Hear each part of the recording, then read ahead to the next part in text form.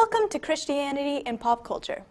Because the third movie of a certain trilogy recently came out, I've decided to talk about the first movie in that trilogy.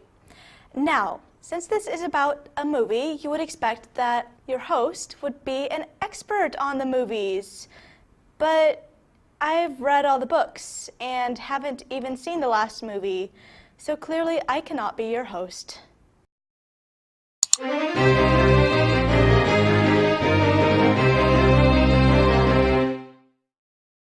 If you have been keeping up to date with recent movie trilogies about dystopian, futuristic young adult novels, you might have guessed that today's topic is The Maze Runner, since The Death Cure came out recently. The Maze Runner is the story about kids running through a maze because they're trapped there and they don't know why and they want out. So let's start with the big picture, the entire community that they all live in. Any community of people has to have rules to function. With a group of boys in a small space, rules are very necessary if you want to avoid a Lord of the Flies scenario. So the Gladers, who are the people who live in the glade, which is the area inside the maze, have very few important rules. And one of those top 3 rules is to not harm each other. This jives really well with everything Jesus said, such as turn the other cheek, don't strike back, and no, don't get into a sword fight even if it's to protect me. We're not going to do that. Another of the top 3 rules is to do your part. Everyone has different jobs, but they're all important. Just like in the church, there is one body with one common goal, but there are several parts of that body which are all important. The king here is Jesus, okay? Jesus healed people. And Thomas, our main character, also heals people. And that's how he becomes a leader and a Christ figure. But I'll come back to more of that Christ figure stuff later. So Thomas, first of all, puts Albie above himself, literally. And this isn't quite healing, but it's helping him survive, and it's with his hands. So he ties Albie up in this ivy, and he hoists him above himself to protect him, even though this was putting him at great personal risk.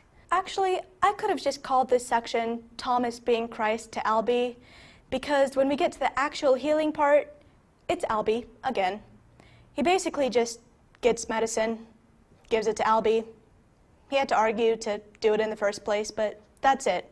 But it's important because it's healing, and Jesus healed people. He did that all the time, even if it was lepers or poor people, and people he wasn't supposed to go anywhere near, the lepers. And Thomas did that too. He wasn't supposed to run into the maze, but he did for Albie.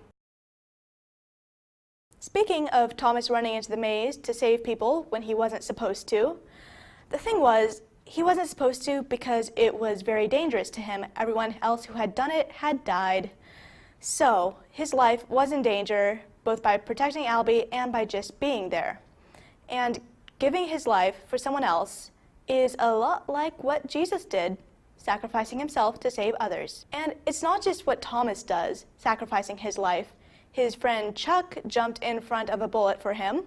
That's self-sacrifice for someone else. And in the books, there is someone who is killed every day, so some people choose to let themselves be killed so that no one else will be killed that day. Also, throughout the series, there is a theme about whether it's better to sacrifice yourself to save many people or save yourself at all costs. And there is more about Thomas being a Christ figure. His journey parallels Jesus' life very closely. He is thrust into the maze, a world that is not his own, and Jesus was born on earth, not his world. Thomas comes to lead people away from death. Jesus came to lead people away from death and bring them everlasting life. Some people didn't want to follow Thomas. A lot of people don't want to follow Jesus. Someone betrayed Thomas in a way that cost the life of his friend.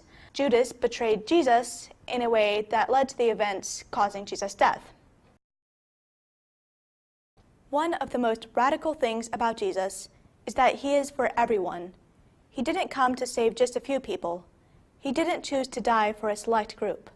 God so loved the world, everyone. No one was left out. You are not excluded from Jesus' love. Thomas was like that. There were people who didn't like him, and people who wouldn't follow him. He wanted to get them out too. He wanted to get everyone out. Even right from the very beginning, when he ran into the maze, yeah, I'm back to that again, it was to save Albie and Mino, and he didn't even know them at that point. They weren't his friends yet. But he couldn't let anyone die on his watch if he could prevent it. So, that is the Maze Runner, even though it was mostly Thomas. I think we've got some ideas for what we are doing next, so see you next time. That is good. No, it's not. I have another paragraph. Because the third movie of I can't talk.